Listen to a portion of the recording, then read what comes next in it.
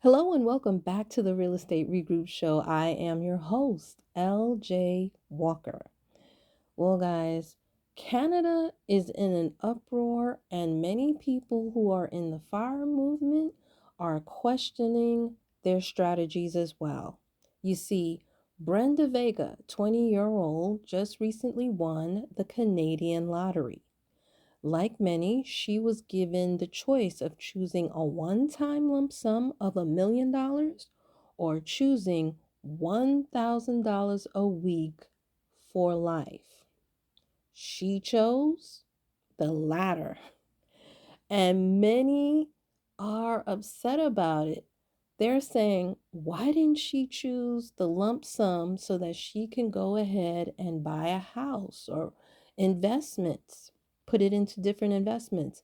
She said she felt a lot safer doing it this way. She was worried that she would buy the wrong thing and put all of the money into it, while getting $1,000 a week for life was steady income that made her feel safe.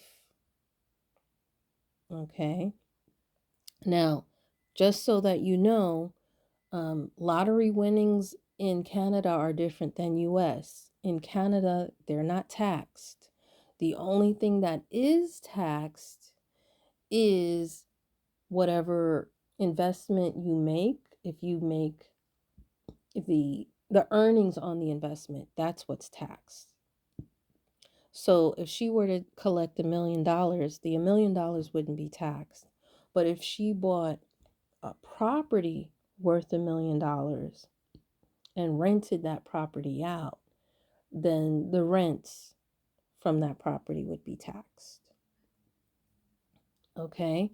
The only way she would be able to avoid this is if she put the property inside of what they called an RRSP.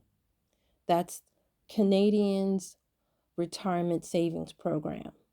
And yes, she could even as a Canadian open up a self-directed IRA as well. That's the other way in which she would have been able to buy property, but she wouldn't be able to live in the property. She would only be able to rent it out to others or, do whatever else she wanted to do with it.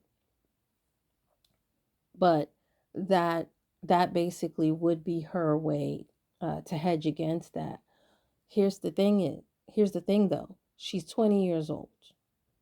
Most 20-year-olds aren't familiar with these particular programs.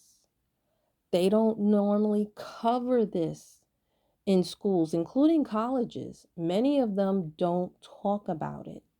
So she probably didn't know, right? So that's another reason why she probably chose the way she did.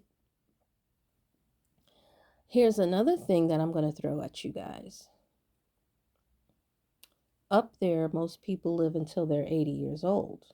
The total payout for $1,000 a week until 80, she would have collected $3 million, which is more than the $1 million that she won.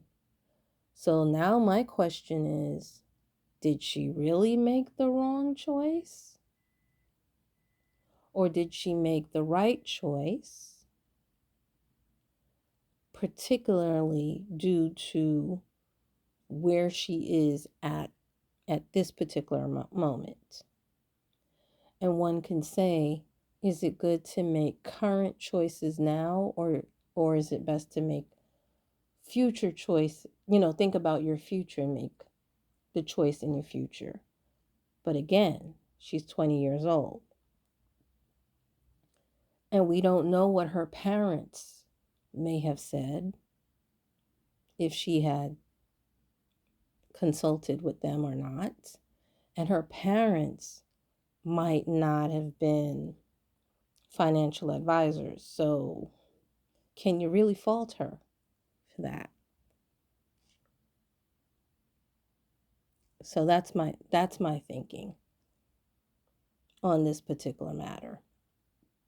I'd like to know what your opinion is. Do you think she made the right choice, or do you think she made the wrong choice?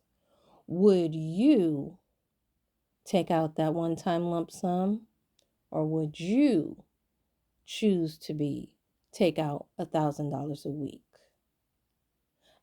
But I'm going to put a spin on it. I want you to think about when you were 20 years old before you answer the question. Okay? All right, guys, so that's all I have. Hopefully, the information that I've shared will help you make smart financial moves. Feel free to pass this amongst your friends. Remember, each one, reach one, teach one. Bye for now. Until next time, have a good night.